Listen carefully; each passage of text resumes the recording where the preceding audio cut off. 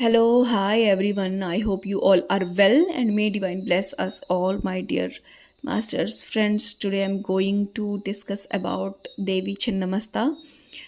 Friends, बहुत से हमारे स्क्रिप्चर्स में और साधु संतों ने ऑलरेडी एक्सप्लेन करके रखा है कि छिन्नमस्ता देवी कौन है.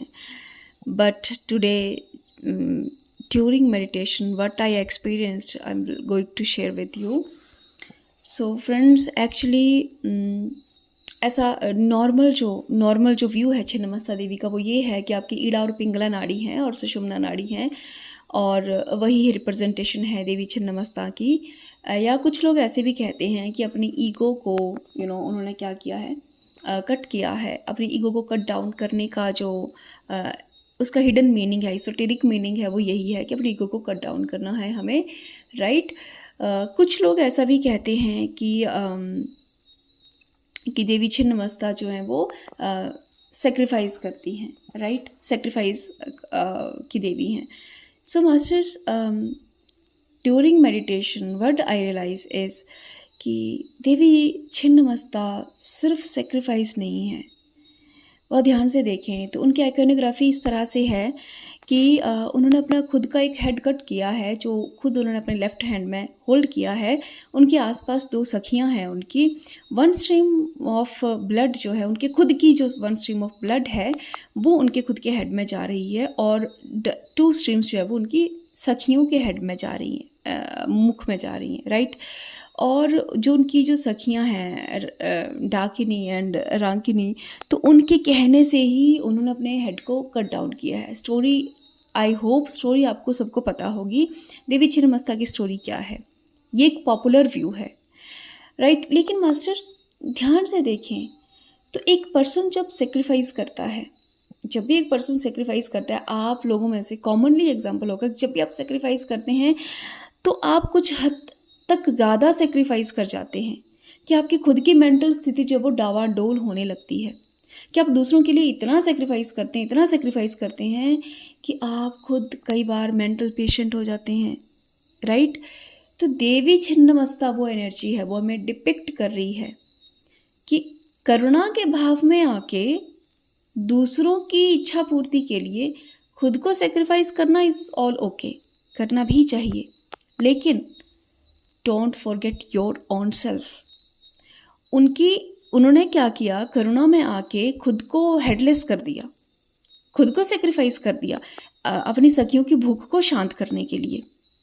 और उनके ब्लड की एक स्ट्रीम उनकी एक सखी के मुख में है, दूसरी स्ट्रीम दूसरी सखी के मुख में है, जो कि उनको तृप्त कर रही है, उसको सेटिस्फाई कर रही है. बट एक थर्ड स्ट्रीम माँ के खुद के मुख में है जो उन्होंने लेफ्ट हैंड में होल्ड करके रखा है.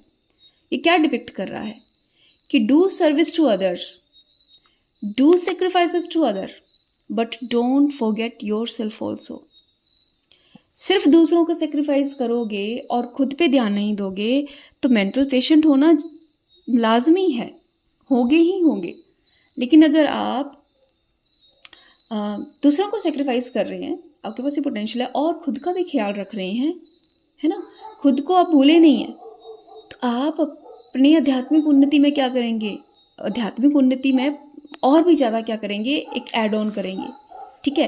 क्योंकि एक तो आप सेवा कर रहे हैं, सेवा भाव से कंपैशनेट होकर दूसरों को सेक्रीफाइस कर रहे हैं, लेकिन आध्यात्मिक उन्नति के लिए आपका होना भी तो आवश्यक है ना. तो आप खुद को जब ध्यान रखेंगे तो खुद पे ध्यान दे पाएंगे तो और ज़्यादा प्रोग्रेस कर पाएंगे. सो जो मुझे लगा, और ये सब मुझे ड्यूरिंग छिन्नमस्ता मेडिटेशन के टाइम में ही ये सब एक्सपीरियंस हुआ है, जो मुझे लगा वो यही है कि don't forget your self, do sacrifices but don't forget your self. ऐसा ना हो कि आप सेक्रीफाइस करते चलें और आप में खुद में पावर शक्ति बचे ही ना. ऐसा बहुत से केसेस में होता है. छिन्नमस्ता देवी के चरणों में रति और कामदेव, दो रति और कामदेव हैं. छिन्नमस्ता माँ स्वयं न्यूड हैं,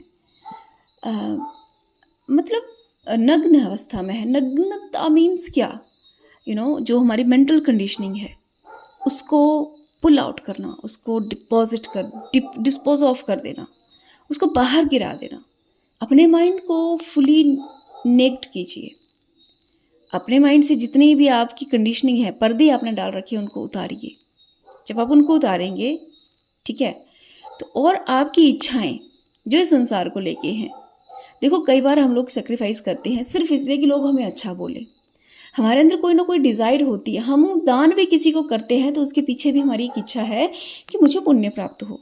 यदि हमारी कोई ना कोई इच्छा रहती है हर कर्म के पीछे, तो माँ का ये स्वरूप हमें बताता है कि अपनी इच्छाओं को अपने पावर के नीचे, अपने पैरों के नीचे दबा के अपने माइंड की कंडीशनिंग को डिसॉल्व कीजिए और दूसरों की सेवा कीजिए और खुद की भी सेवा कीजिए। सेल्फ लव भी आवश्यक है, सेल्फिश नहीं होना है, सेल्फ लव भी करना है और सोसाइटी की, ह्यूमैनिटी की सर्विस भी आपको करनी है। ये कितना सुंदर डिपिक्शन है, ये केवल करुणा के भाव में ही संभव है। माँ का ये स्वरूप देखने में जितना वियर्ड है, ये उतना ही कंपैशनेट है, क्योंकि वो करुणा की अमूर्त मूर्ति हैं। मतलब बहुत ज़्यादा करुणा के भाव में आके उन्होंने ये स्टेप लिया था अपनी सखियों की तृप्ति के लिए। तो सोचो कि खुद को सेक्रीफाइस करना हर कोई नहीं कर सकता ना, वो करुणा का भाव है। जब आपकी इच्छाएं नहीं हैं उस भाव में, तो केवल करुणा का भाव ही है जो आपको मोटिवेट करता है सेक्रीफाइस करने के लिए। लेकिन उस भाव में भी स्वयं को नहीं भूलना है।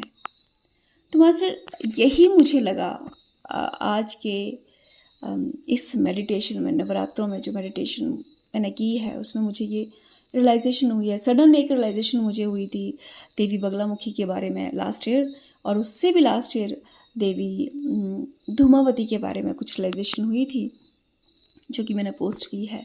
And this year during meditation suddenly I got एक क्लिक हुआ कि ये सिर्फ सेक्रीफाइस नहीं है, ये सेल्फ कंपैशन भी है, कंपैशन टू अदर्स भी है, बट सेल्फ कंपैशन भी है। अहिंसा स्वयं से ही शुरू होती है, राइट? अहिंसा स्वयं से शुरू होती है, कंपैशन भी स्वयं से ही शुरू होता है, लव भी खुद से ही शुरू होता है पहले। सो ये माँ का ये उच्चतम स्वरूप हमें यही सब बताता है। आई होप आपको ये प्रॉपर समझ आया होगा। Thank you.